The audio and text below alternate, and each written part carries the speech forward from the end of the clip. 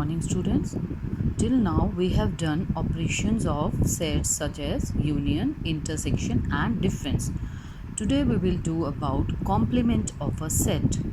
Now see, let U be the universal set and A be any subset of U.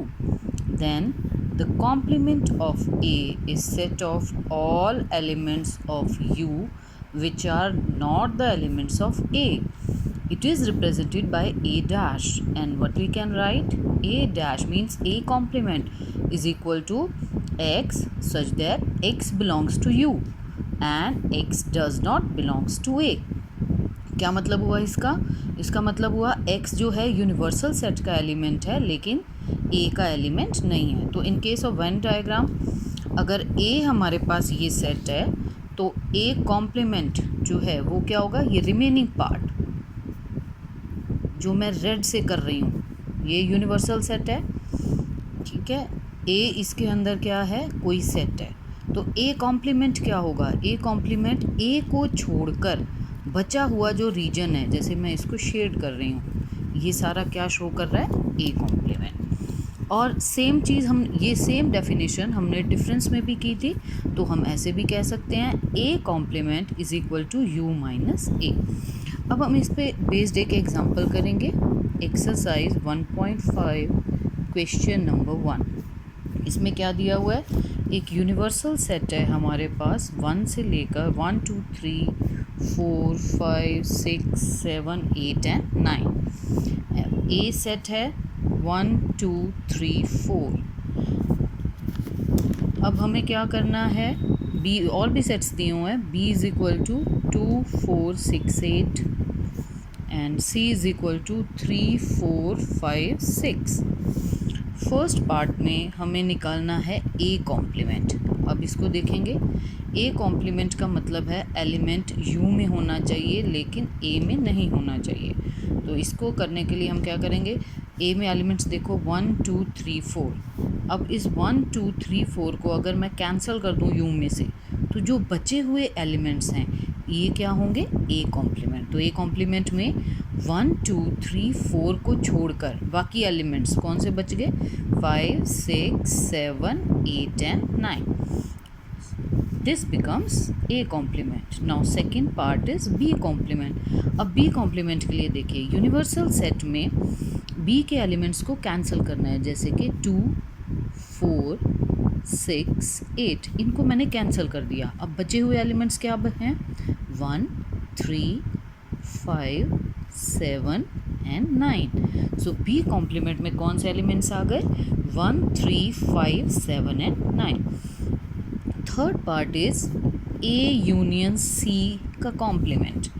अब इसको करने के लिए पहले हम ए यूनियन सी निकालेंगे। A union C, A is 1 2 3 4, C is 3 4 5 6. So A union C will be 1 2 3 4 5 6।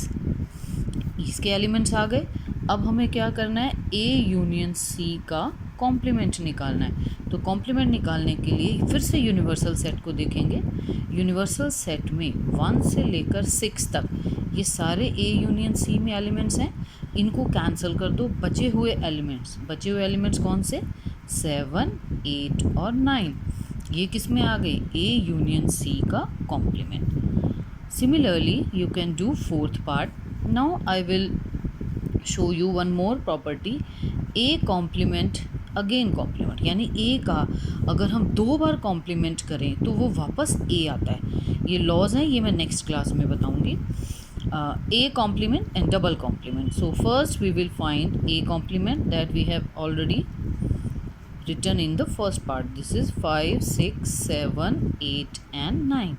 अगर हम इसका दोबारा कॉम्प्लीमेंट करें, दोबारा कॉम्प्लीमेंट करने का मतलब है 5 6 7 8 9। अब हमें इसको कैंसिल करना है 5 6 7 8 9 को। तो यानी बच क्या गए? बच गए हमारे पास 1 2 3 एंड 4। और ये किसके इक्वल है? This is equal to A. So इस लॉ को बोलते हैं law of double complementation. A dash dash is equal to A. Now we can also do sixth part. Sixth part is b minus c का complement. तो पहले हम difference निकालेंगे b minus C.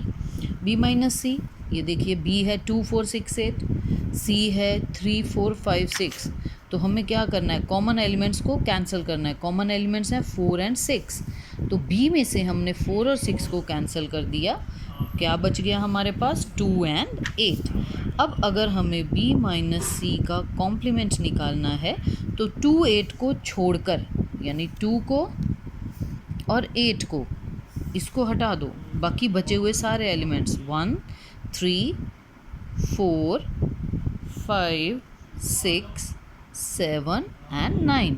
This is b minus c complement. Similarly, you can do second question. Second question में u दे रखा है a b c d e f g h और उसके कॉम्प्लीमेंट्स. डिफरेंट सेट्स हैं और उन सब के आपको कॉम्प्लीमेंट्स निकालने हैं. That is your homework.